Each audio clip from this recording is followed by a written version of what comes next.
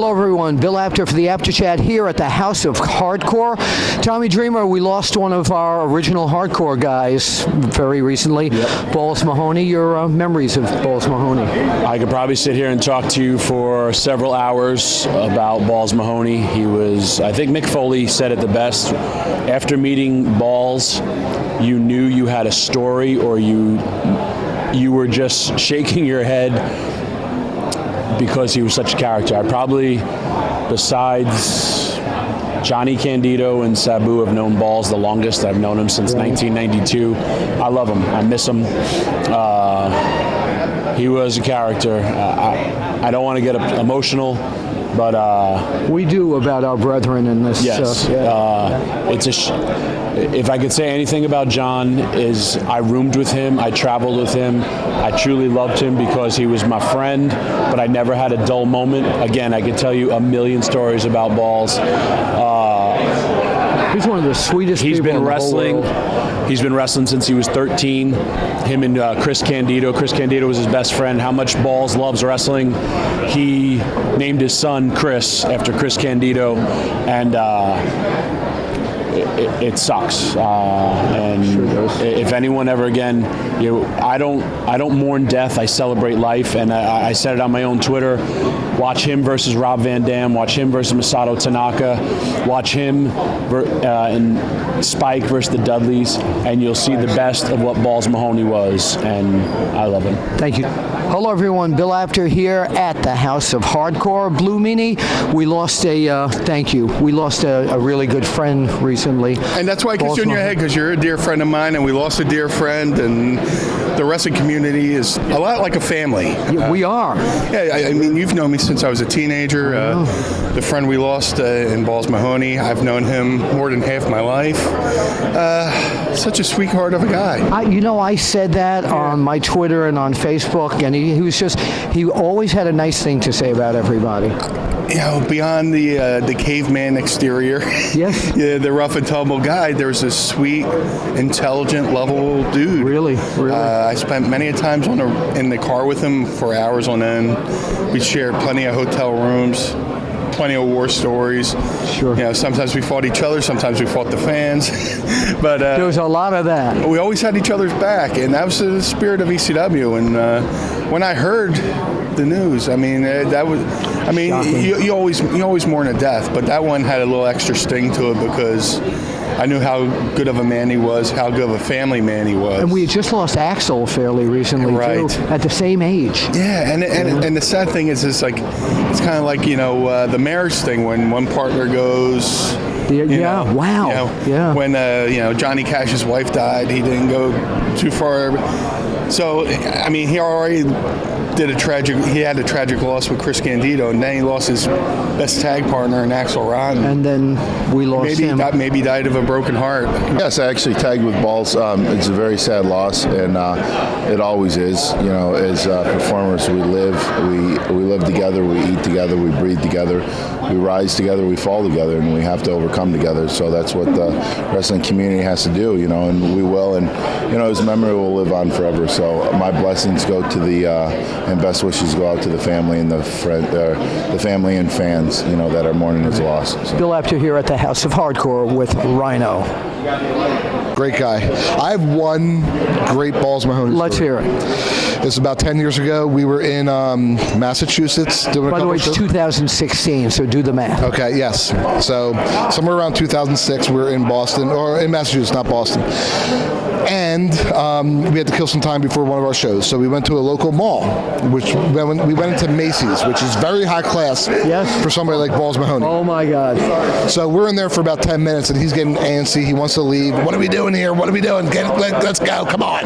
And I'm just saying, I'm looking for man thongs. Just made it up as a joke. And he goes, we'll find them. So he starts going around to everybody. Where's the man thongs? Who's got man thongs? In his raspy, loud, obnoxious voice. Kids kids are like getting scared. Parents are grabbing them. People are coming over to help us out. What, can we help you out, sir? The little old ladies. Yeah, we're looking for man thongs. You know where man thongs are? Just walking around, like bashing everything over, knocking clothes over. Doing this for like 10 minutes. He goes, I want to talk to a manager. I want to talk to a manager. So right away I grab him and shovel him out. The whole place was in disarray. Everybody's looking at us. He's in his tank top and shorts and leather jacket, and looking like Balls with his one good tooth. Dude, Balls was a super nice, crazy guy. That's all everybody agrees on. Super dude. Of course, I had some excellent matches with him. He was one of the only guys that I trusted to catch me when I would do that crazy RVD dive over the guardrail into the people. There was Bam Bam Bigelow because he was so strong. Also Bubba Dudley and Balls Mahoney. Nobody else would catch me. So I would know if I was going to dive on them, I was going to splat. And I knew that ahead of time if I ever tried it.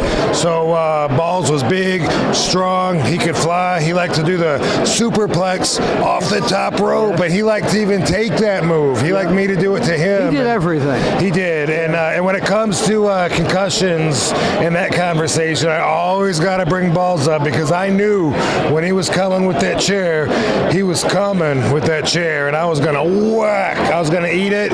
Sound was going to go out, or slow motion for a few seconds, or something to that effect. Got my bell rung every single night on purpose because that's what we did for the show, and Balls loved to give it all he had, so he will be missed. Oh, man, I love that guy. Well, I remember first met Balls was in Puerto Rico. He came down. He was down there with, I don't know, I think it might have been Candido. I'm not sure, but they came down. They were eating tuna fish and drinking protein shakes and stuff like that. And then the next time I seen him, he turned into like Balls Mahoney. It was crazy. But one of my fondest memories of him is, I broke my neck when I was in WWF. I remember that. So my first match back was with Balls Mahoney in New York at the, I think it's the Elks Lodge, with the Elks. The Elks Lodge. Yeah.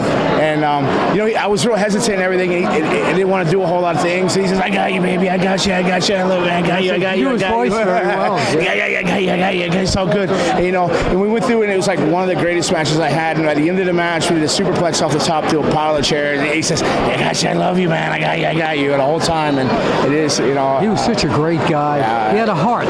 Yeah, he did. He's one of the nicest guys. It was very sad. All right, Gangrel with Bill Apter here at the House of Hardcore. Hello, everyone. Bill Apter here at the House of Hardcore. Memories of Balls Mahoney. Sabu, what? That's where Balls Mahoney is these days. Yeah. That's what I hear. Memories of Balls Mahoney. Well, none I can really share with you, but other than he was a wild and crazy guy, but a real sweetheart. Yeah. Yes, he's one of my best friends. I wrestled him, I think, a year ago in Puerto Rico. Right. Yeah. And just tell us about the Balls Mahoney that you knew. Fun-loving, big heart, great wrestler. Yeah. Great guy. Yeah. All right. Thank you, Sabu with Bill Apter. Memories of Balls Mahoney, who is up there. Eric Sims. It ain't no BS, it's ESS, and I'm here with my pal, Bill Apter. And you're a talent agent for the go-between between the promoters and the wrestlers. That's why I run a company called ESS Promotions. I'm the middleman between talent and different promotions. And you were Balls Mahoney helped start you in this business. Some 30-some odd years ago, we were all kids. I had a dream. I met him along with Chris Candido, and the rest is history. I mean, we went all over the place when we were kids, and they went their direction, I went my direction, and we all made it. We were all successful in the business. So do you have a good Balls Mahoney story you want to tell us? I don't think anything we could air here. Okay. Let's just say Balls is one of the unique characters of the business, and had a heart of gold. And I'm sad he's gone. I mean, he was one of my mentors. People out there want to hear your memories of. Well, he's the reason why I can't remember a lot of stuff, because all those chair shots, dude. I worked him like Thursday night, Friday night, Saturday night once, dude, and you had to take like 4 or 5 of those chair shots every night, dude. And wow, it was brutal. But Balls, you want to talk about a crazy dude? I'm not going to sit here and say he's the nicest guy in the world, or whatever, but he was a nut, straight nut. Wasn't he? Yeah. And I know because he was right there with me, dude. We were doing all the nut shit together. But rest in peace, Balls. Please share your thoughts with us. I must have known Balls. I'd say probably 2002 or 2003, which is now 14 years, something like that. And I guess one of my favorite memories. I don't have any like crazy Tommy Dreamer specifics, although I have many memories. I did many shows with Balls over the years, but Balls and I did a tour of Australia together, and it was just him and I. It was my first time ever over in Australia, which was what an honor just in general. And I'll always be like memorable. I'll always have that memory of going to Australia, someone paying for me to go to Australia, and it was with Balls Mahoney. It was like my wrestling vacation, and he was a wild man over there, and that was like he was like my vacation date. That's great. Usually you go on vacation, it's with a lovely lady. Yes. Mine was with Balls Mahoney. Balls Mahoney's. Balls was a guy when I first moved out to the East Coast when I was a young guy in the business, only maybe 2, 3, 4 years in, and I remember meeting him at Jersey All Pro, and me and Chris Dickinson actually got to work a lot with him when we were younger, and like just the knowledge that he was able to give us and the awesome stories he was able to tell us from his past, like, and getting a chance to be in the ring with him and actually win my very first major championship ever was against him and Necro Butcher at Jersey All Pro. Me and Dickinson beat him for the Jersey All Pro tag team title, so like that's something no one can ever take away from me. I'll always have that memory of Bull. This is where it all happened for him.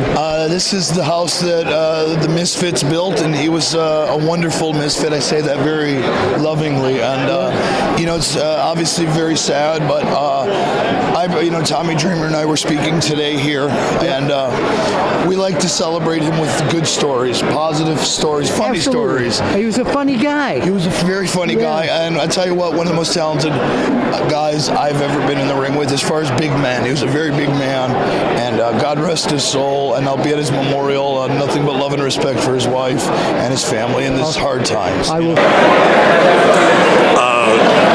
Joel Gertner, and my memories of Balls Mahoney are all good ones, and it's hard to really try to find, I could give a list of 3 of them, and then there's going to be 3 more that I think of, and then 3 after that. With him, it was a string of moments. In a good way, you never knew what you'd get from Balls. Just so happy, just so exuberant, excited, always happy to have a show that night and be around his friends and family, always happy to perform, and he was so awesome at it. And yeah, I mean, in a good way, it's like if you had a teddy bear and you pulled the string on the back, and he would say all of these loony things and goofy things and crazy things that actually, the more you thought about them later, made a little bit of sense.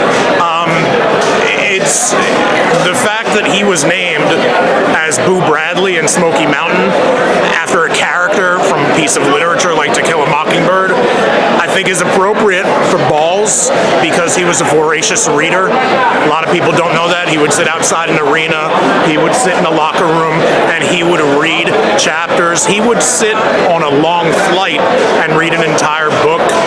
Very, very intelligent, not just to everything surrounding him, but specifically to his passion and his love of professional wrestling. So memories I have of Balls are just him being giddy and happy, full of life, well-meaning, and having a heart of gold.